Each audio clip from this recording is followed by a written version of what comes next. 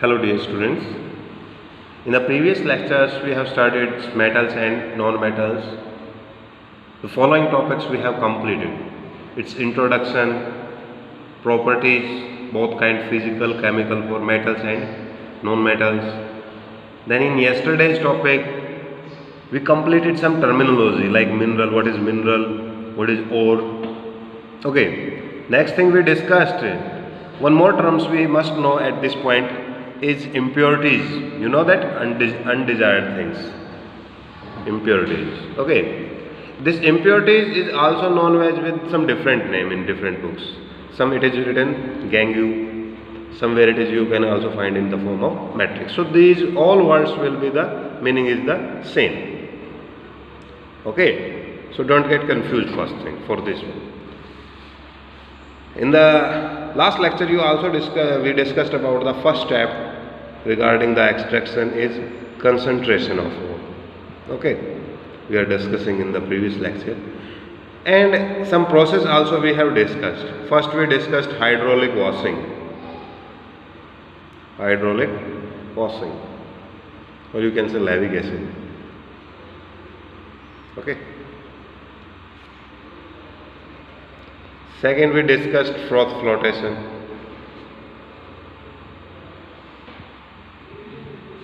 For sulfide ores particularly we do this one. Third, we discussed magnetic separation. These three processes we had discussed. Okay, let's discuss two more which is quite important. The next one we are going to discuss is liquefaction. It's quite simple one. Suppose your metal you needed to extract plus impurities we have in the ore. Okay. Metal plus impurities are present in the ore. Okay. So if they have different melting points,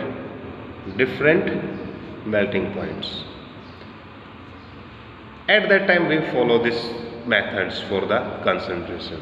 That we heat the particular ore, then which is have low melting point. Suppose impurities have low melting point because metal are you know very well are having high melting points usually. So they get converted into liquid state at melting points because and metal remain in solid form. So melt we will remove the liquid impurities we will remove from them. So our left one is your metal particularly. Okay, so that's one of the method is liquefaction, which is applied when different melting points are occurring between the metal and impurity. You must know these different methods are applied in different conditions. These are generally we are applying. Okay, in some cases hydraulic washing is more favorable. In some cases froth flotation, in some cases magnetic separation, in some cases liquefaction is also important. Okay, there is one more which is quite important, that is known as leaching. This is also known as chemical separation or chemical concentration. Okay, what is the meaning of leaching? First thing, leaching will be applied generally when none of these we can apply it for the concentration. How we do that one? First of all, we take the ore. Okay, first we convert into powdered ore.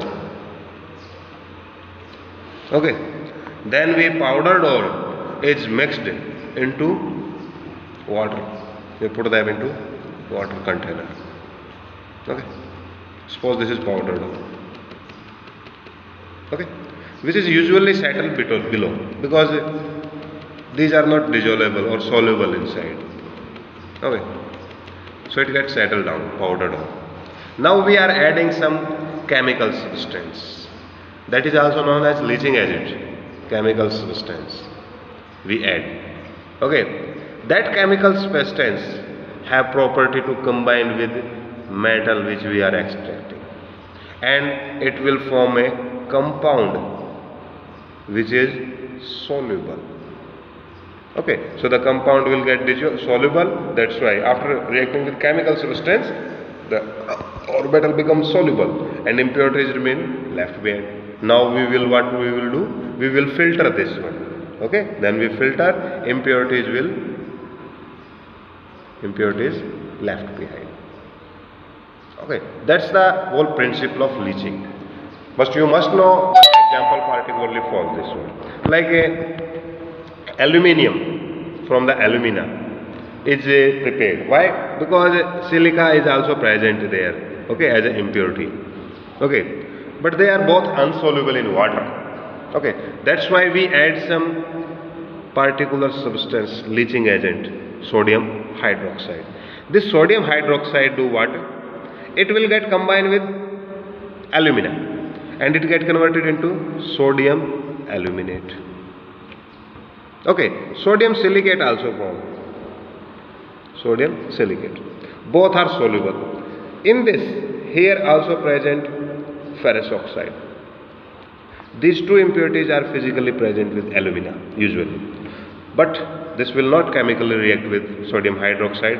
That's why this impurity is left behind as it is. Okay, we filter. Now our solution contains sodium aluminate. Okay, and sodium silicate. These two things. Now sodium silicate is, you know that impurity is quite.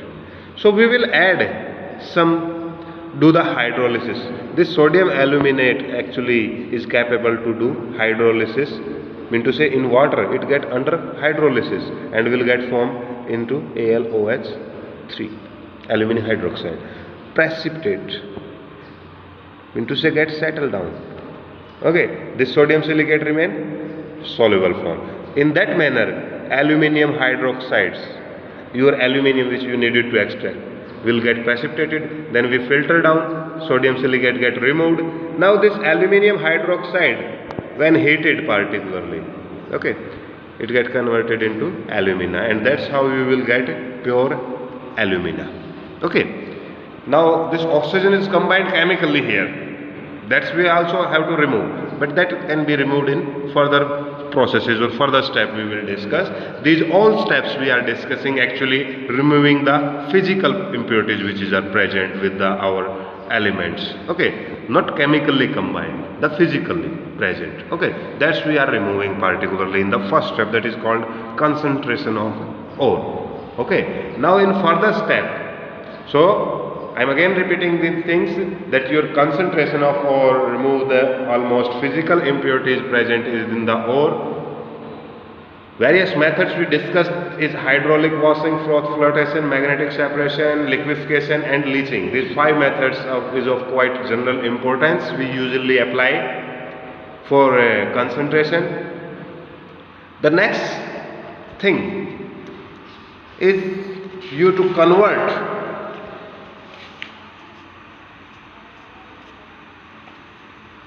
the next step is to convert metal into metal oxides. Convert into metal into oxide. You know that some metal already exist in oxidized form. Oxidized form. Okay, but not oxides. Let's discuss further it. There is 2 methods, quite important this topic is, 2 methods particularly we apply to do this one. One is roasting. Okay, roasting is what? Heating of concentrated ore. In the second step we have concentrated ore, because physical impurities we have already removed by concentration. So now we have concentrated ore and we are heating it. So if you are heating concentrated ore in presence of air, or you can call oxygen. Okay, heating of concentrated ore in presence of air, that is known as roasting process. This is usually applied on sulfide ores. Sulfide ores are usually like say zinc blende, ZNS. So we have oxygen, now we are heating it.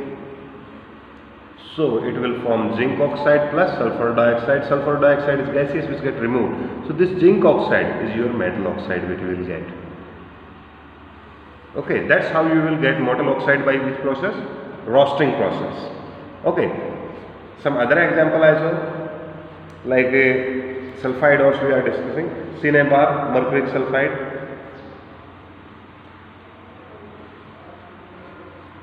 Oxygen, again it will form HgO plus sulfur dioxide. Okay, FeS2, iron pyrite. These are the ore names. You must know at least one from each element. Okay, it will form Fe2O3 plus SO2.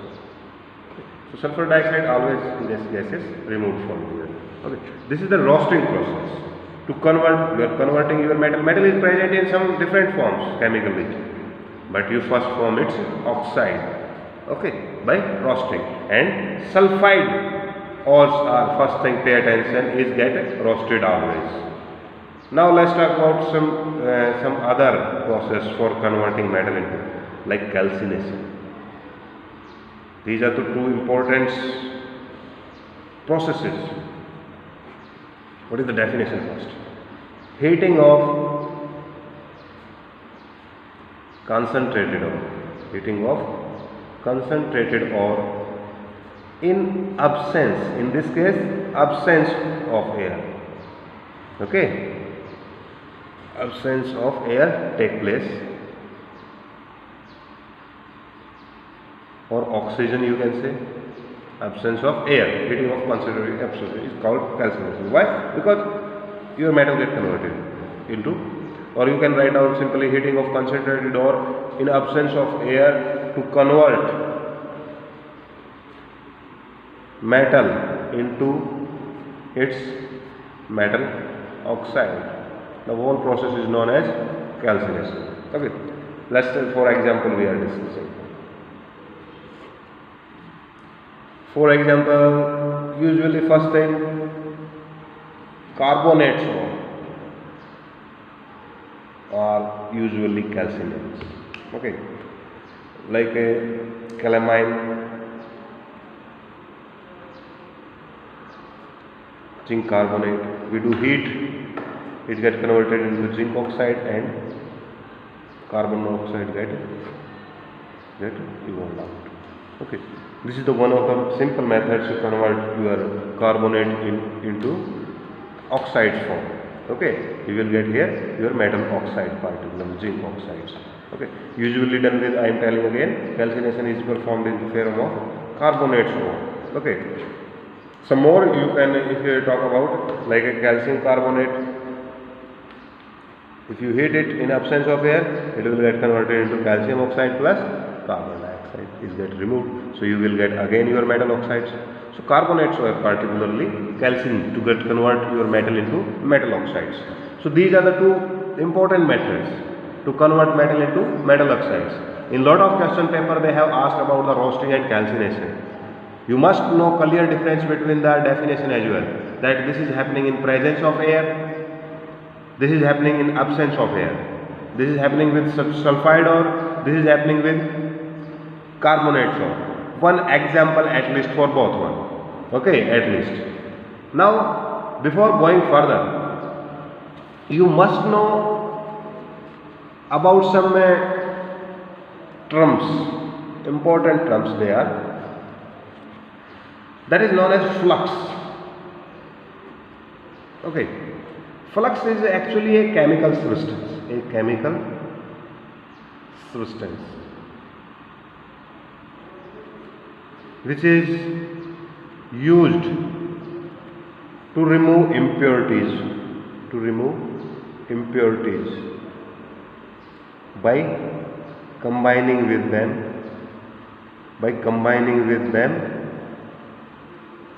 and convert them into slag. Okay, slag is another term which we will discuss further. First, how will you represent this?